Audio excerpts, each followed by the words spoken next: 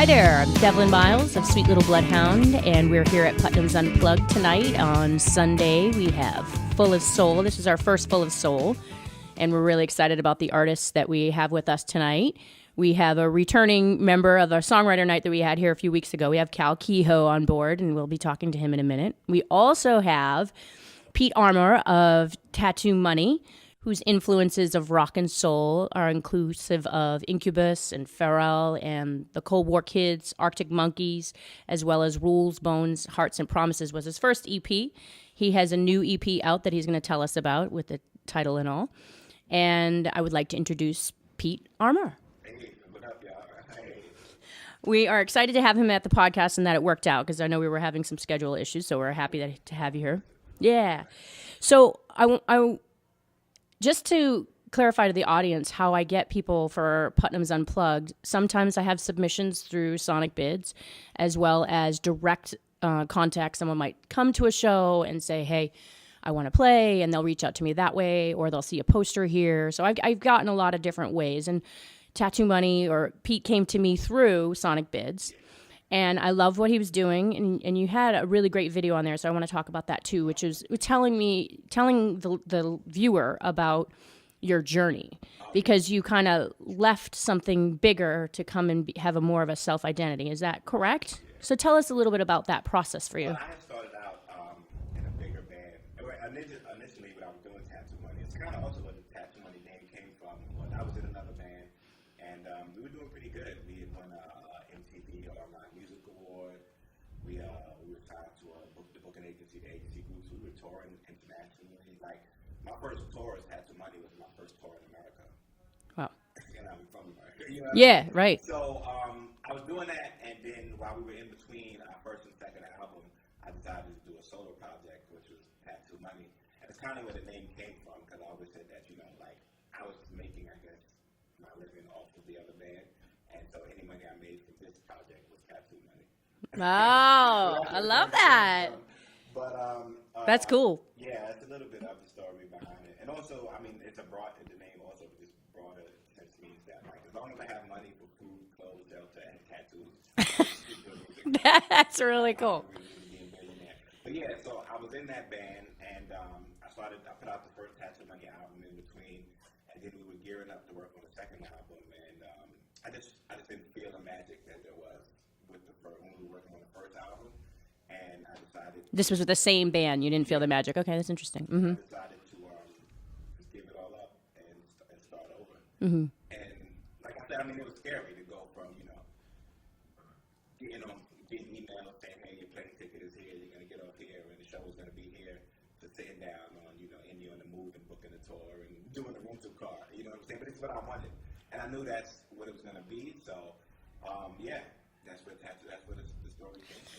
But it's interesting to me that you bring this up, and I think one of the focuses of this show is also to help other indie artists that are going through very similar sort of struggles, whether it be with the band itself or solo musicians, whatever the struggles are. And this is important that you recognized that it wasn't clicking for the second album, right? Right.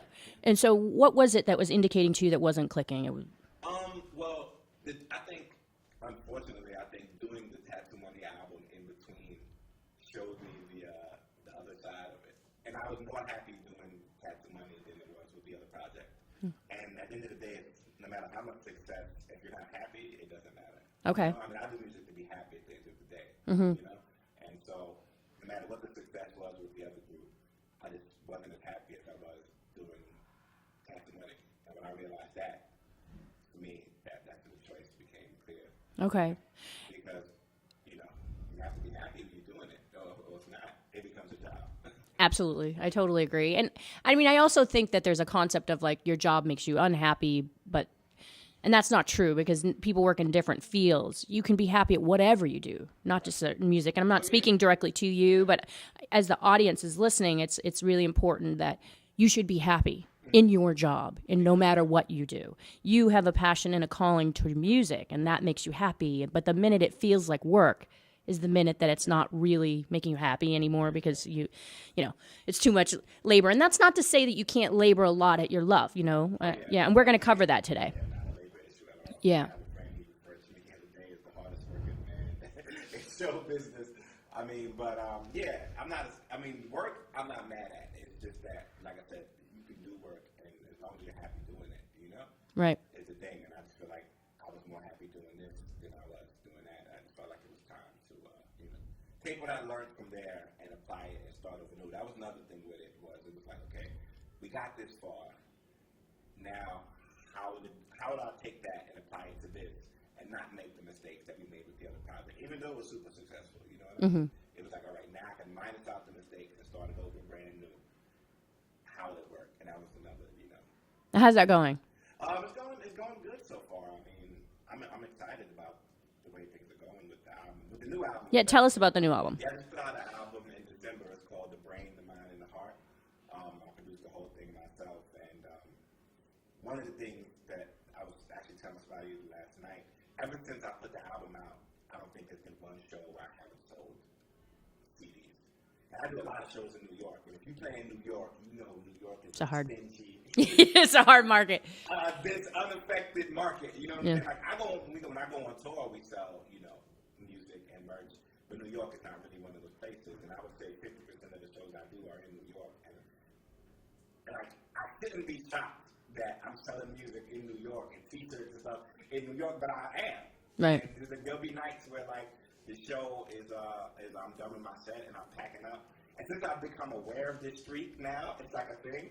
So I've been packing up and like, I haven't sold any CDs. And like last night it happened. And then I turned around and a guy like overpaid me for my CDs. So That's awesome. Yeah. You kind of put that energy out there. I think that's really important. If you say, well, you welcome it to come, and it happens, like, I think that's really great. Because I do think it's hard to get rid of merch in a smaller scenario. Like, they don't want to come up to you directly as an artist. Sometimes I find there's like you just performed and you were fabulous. What do you say to the artist? Or maybe it wasn't like that, or you're packing up your gear and you're not there. Like, they say that your merch sales will happen in the first like 15 minutes after you perform. And a lot of times musicians are like packing up their gear and stuff and their audience is left. So it's really important in that scenario. You either have a merch person with you or you step away and say, I'll be back to pick this up, or clear your stage. If you happen to be in a stage, just clear it and pack the gear up. Keep an eye on it, obviously, but like clear it and be there for the audience. I think that's important for the fans. One of the great things about Putnam's is that there is a growing neighborhood welcoming feeling that happens here. They are, it's not one of those places where you have to bring, every time you're bringing the same audience. There's definitely a flow of people that come just to be here, enjoy dinner, and enjoy the live music. And so it makes it easier as an artist to find fans in a new situation. Whereas a lot of places, especially in New York, they put you in that scenario where, how many people are you going to bring? What's your draw? Well, we're definitely going to talk to Pete again. I want to introduce Cal, and what we'll do is we'll come back and we'll open up the floor to both of them for things that face us as indie artists, and offer tips that they can have from their experience as well. Now, Cal Kehoe was here a few weeks ago for our songwriter night, and he has a lot of looping ruckus going on, which we were fascinated with, and we thought that was great. So we're going to talk a little bit about that. And Cal Kehoe has been touring around the Northeast, Connecticut, Boston area. You just recently played, was it the Daryl's house, right? Daryl from Hall & Oates, right? Up there in New York. Where in New York is that? Appalling, New York. So welcome Cal Kehoe, and he's going to tell us a little bit about his experiences that he's had touring around.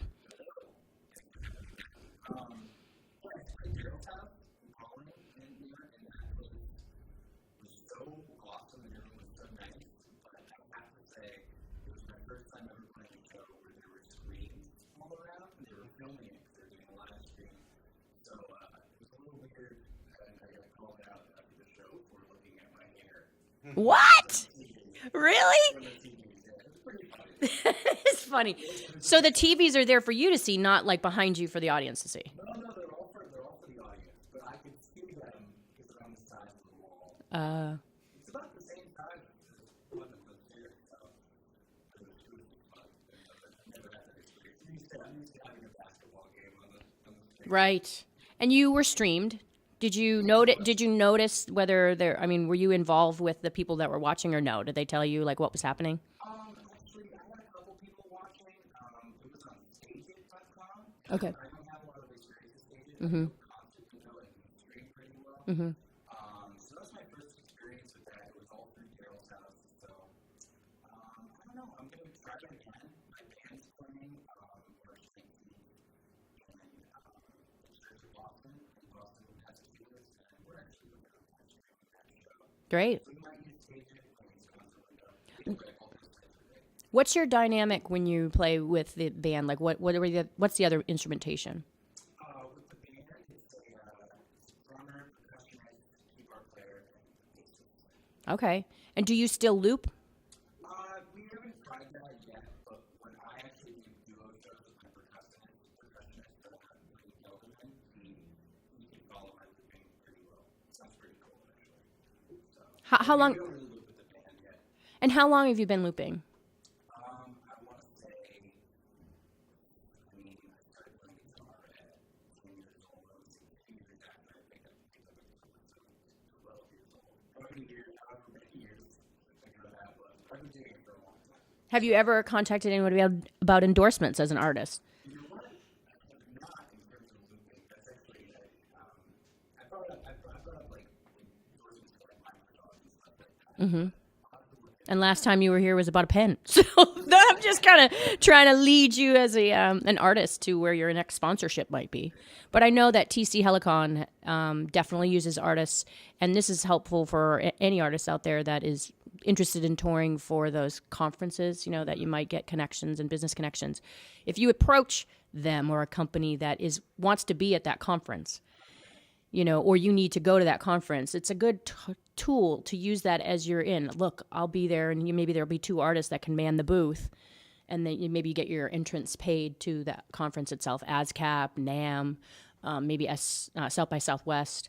It's just a great tool. I see that happen a lot. Other artists are manning other people's booths in the business. Yeah. I know TC Helicon and TC Electronic. Mm-hmm. Yeah. Of the same company. Yeah. Right? Yeah. Mm-hmm. I use a Ditto X2. It's Right. Electronic Ditto X2. So. I saw that. I saw your Ditto, and it led me to my Ditto. But just to be clear, I got a vocal Ditto. I think you have a guitar Ditto. Right. Actually, yeah. And it expires today, but they had a deal where if you did the vocal Ditto, if you bought it, you could get a free microphone that has the control. Sweet. So you can work around and not have to get back to your pedal, which I thought was cool. So I hope I get mine. So tell us about your new album that you're working on. Oh, yeah. So I'm doing a live EP in a studio in Brookfield, Connecticut. It's called Fireprint Studio. So basically what I'm going to do is I'm going to have like maybe 20 to 25 guests, and I'm just going to live in the studio. I'm going to do maybe like an hour show, and we're going to film it and record it. It should be cool. And it's all looping. I'm using my percussionist as well for a couple songs. So after that's recorded, we're probably going to pick like 4 or 5 songs, really good ones. Probably all my original songs, and throw it on the EP. So Throw in some covers in there too. you're looking to have about how many songs on the album? 4 or 5. Originals and then covers, or 4 or 5 total? I'm doing covers now. Just practice out. I do a lot of kind of more obscure covers. Like I cover a Future Birth song and a Stephen Stevens song called Chicago. Cool. So I'm definitely doing that. And then I do a Jimi Hendrix song as well. And I know you featured the Citizen Cope song on the last. Oh, did I? There you go. Busted. It's funny because I love playing that song. So I'm going to put that on there. Just play it with my originals that are not the. It's important, and it's good for me to know that too, because I don't always know every cover there is. And really, when you're dealing with podcasts, right now it's hosted on the Sweet Little Bloodhound site. But I am intending on rolling it and getting it onto iTunes, and I don't want to run into copyright issues because I didn't get that artist's permission. So when we do that, let me know. No, it is important. Actually, it is important. No, I mean, you had a lot of great takes, and I'll give you some of the other live takes that we took from that night. But it was a matter of, I think I could only give the 3 artists that were here 90 minutes of like playtime because, like I said, the podcast has to be a certain length in order to load it up. So But I want to bring Pete back on, and we're going to open up the floor to talk about some stuff that are, that are perplexing to other indie artists out there. Before we do that, I want to make sure that you both get your handles out there. So to reach Cal Kehoe, you can go to.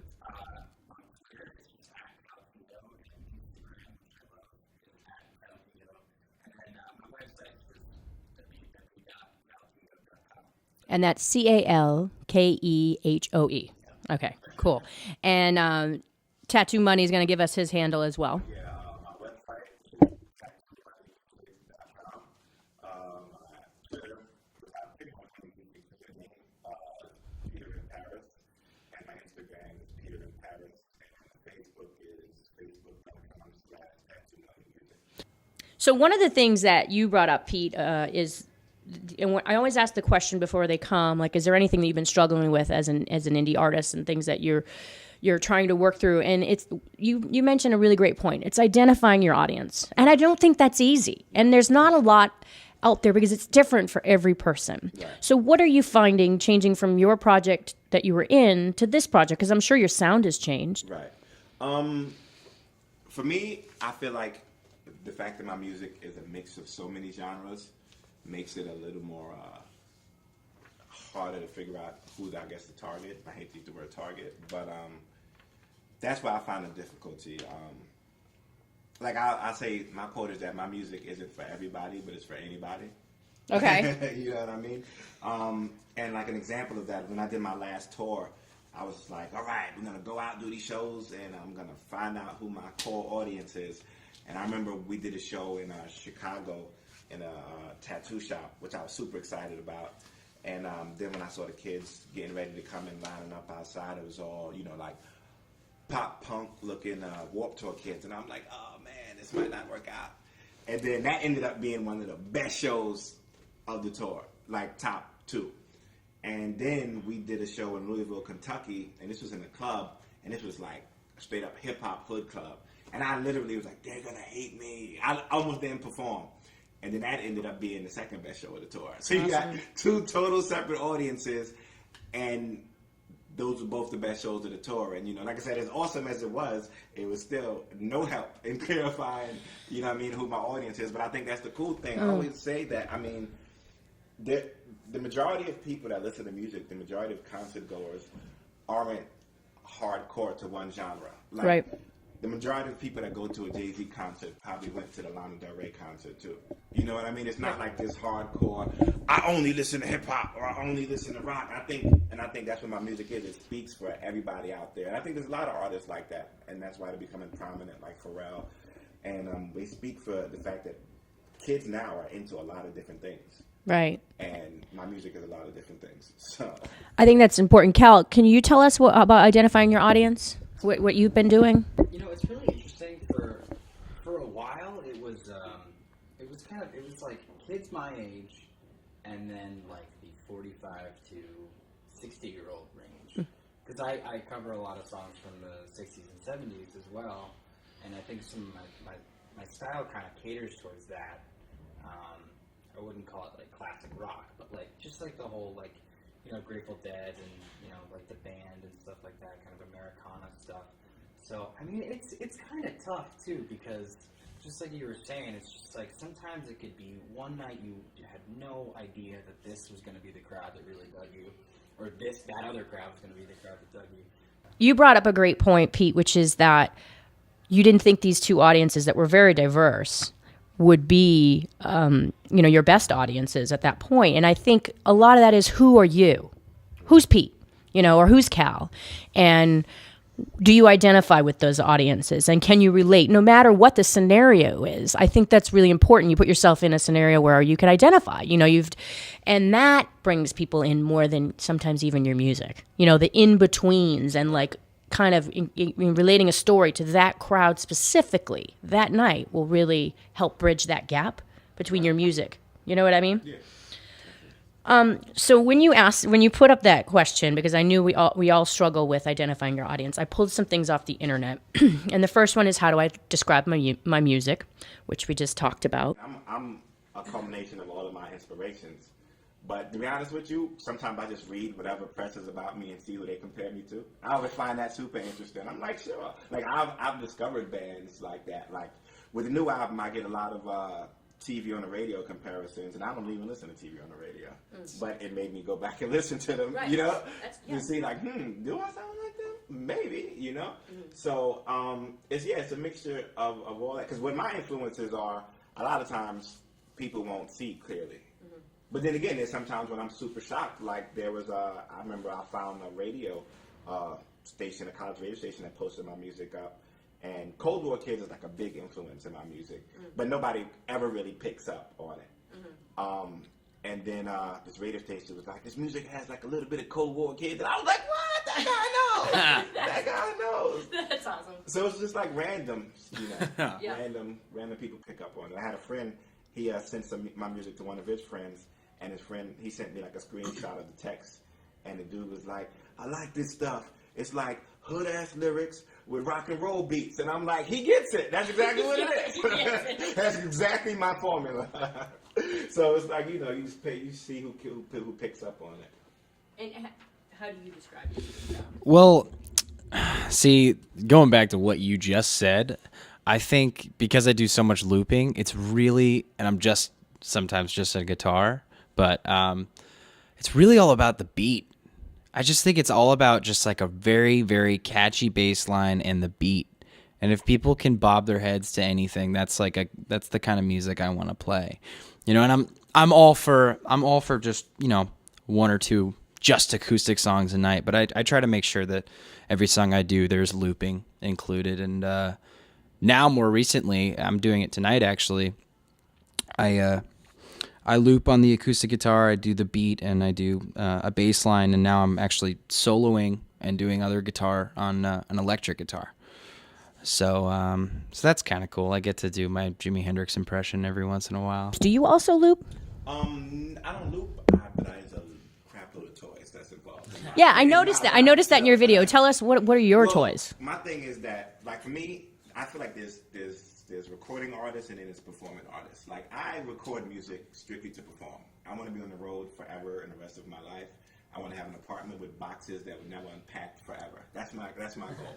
And so for me, the only reason I record music is to get out there and perform in front of people. And I feel like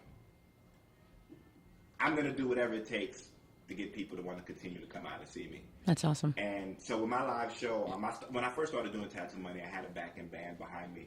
But it just didn't feel right because there were certain things in the way I produced my music that the drums were purposely electronic sounding. And when you put an acoustic drum over that, it takes away from it. You know what I mean? Because no matter how much EQ and the sound man does, a kick drum will never sound like an 808. You know what I'm saying?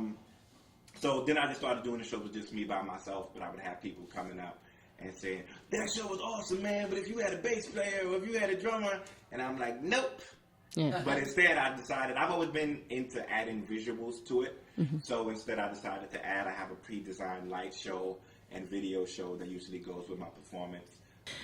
I want to let listeners know I am going to post this list up about to ask yourselves about how to get the right audience and identify yourself. And I'm just going to read a few of them here and I'll put it up on the website, but it says, what kinds of people come to your show, identifying your audience in that way? What kind of places do I gig? Who buys my music? Is there a common message or theme in your song? Here's an interesting one, though. It says, are there deficiencies in my music? And it says, be honest. If so, what are they? Examples including songwriting, lyrics, guitar skills, vocal range, production, and so on. And this is something that I pulled from online, and I do want to give it credit just because that's what this is all about. But it was from Dig. It's Identifying Your Music Market Part 2. And I will, like I said, I'll link to it online, and you can have that at sweetlittlebloodhound.com. But we brought up some other things tonight that I want to cover too, like Sonic Bids is one, Reverb Nation. How are you getting your gigs, you guys? Me, lately, it's been just connecting with other artists. Sonic Bids, I started reaching out more once I knew I had a strong press kit. Once I started touring more with the solo project, I knew my EPK looked better. So I knew that I would get more stuff, you know? So that's when I started going heavy into the Sonic Bids because I knew what they required to,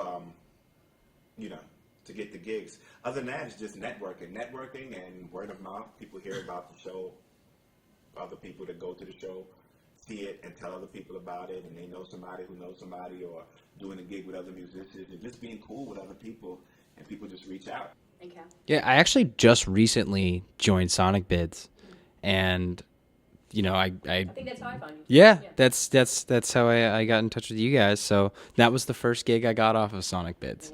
So for about, I mean, I've been playing around for maybe, I want to say 4 to 5 years now, and I just think, just like you said, just like networking, and I shoot out maybe 5 or 6 emails, to 5 to 6 to 10 to 12 emails a day, and you know, I always have someone proofread those emails. So, but I try to get in touch with a lot of people. You know, hooking into the Live Nation network has also helped quite a bit. But I love Sonic Bids. I think it's great. I've sent in, like, I just sit there and just, because what do you have to lose? You could just send in things all over the place, all over the country. Yeah, well, yeah.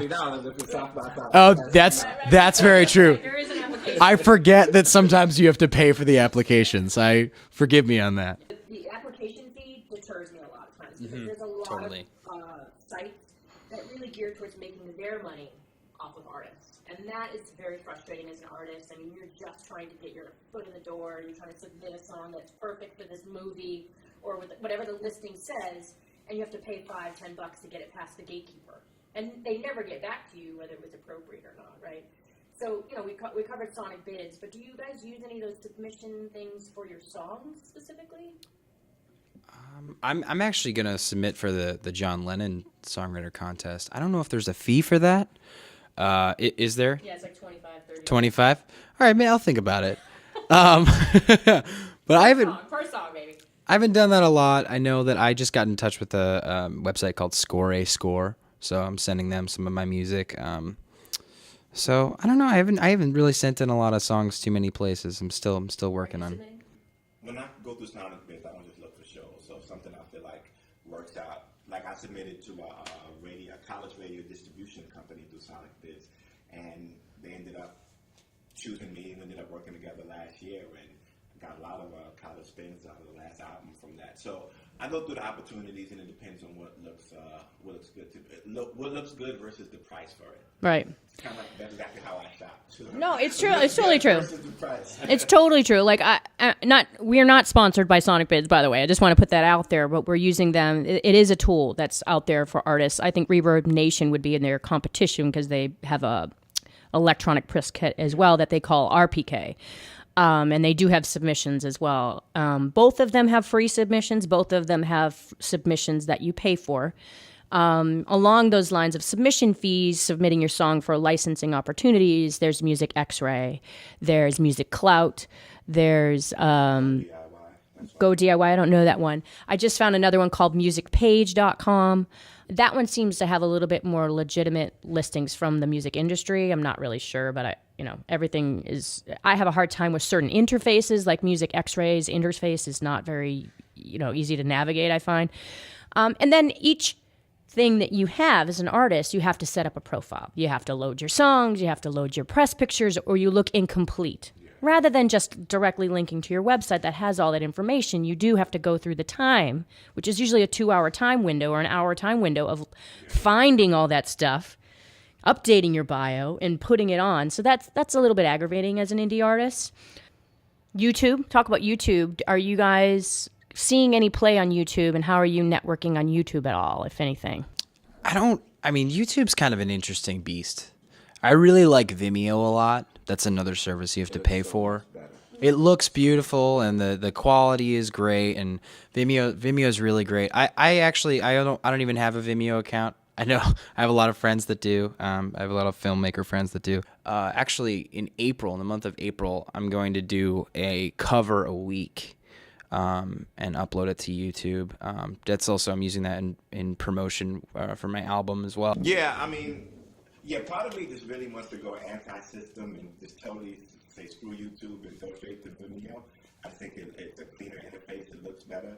It just doesn't tax money in general. Anything that I do terms of making my own videos, because I directed my last couple of videos, or co-directed my last couple of videos, even the lights and all the stuff. Anything that I do is stuff that I learned because I just couldn't afford to pay somebody else to do it. That's like the tattoo. I totally agree. You know what I mean? So, yeah, I got a camera last year, and I've been shooting my own music videos.